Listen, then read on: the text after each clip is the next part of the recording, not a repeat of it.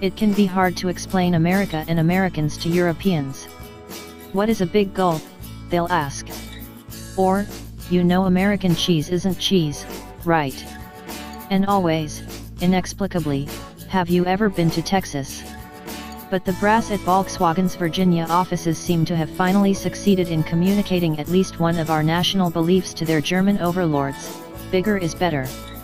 And so, as the Volkswagen Tiguan enters its second generation, it has been stretched by nearly a foot so that it can accommodate either a lot more cargo or a third row, depending on your needs. It also has been redesigned to match the brawny, squarish look of Volkswagen's new Halo SUV, the monstrous Atlas, which was designed to match the brawny, squarish look of red-blooded American SUVs. All that's missing is a powertrain to match.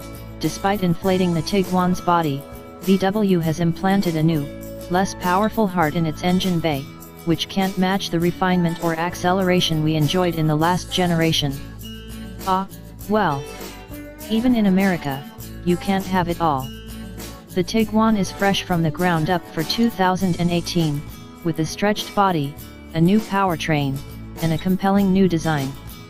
The refresh is hit or miss, with a new face, a well-executed interior, and a pillowy ride marking the high points and an unenthusiastic powertrain representing the major fumble.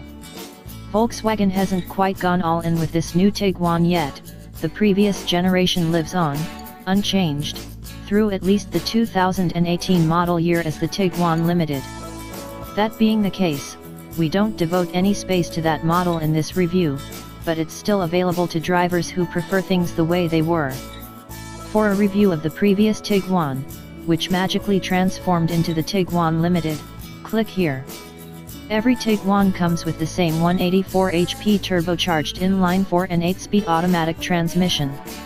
We'd choose the all-wheel drive model because it feels marginally more stable driving over rough pavement and didn't give up any ground to the front drive model in our real-world fuel economy test. Be advised, however, that it does give up a significant amount of acceleration to its front drive sibling. The base Tiguan S feels a little empty and misses out on upgrades such as the attractive new infotainment system, so we'd step up to the SE trim with 4Motion all-wheel drive, starting at $28,950. That model includes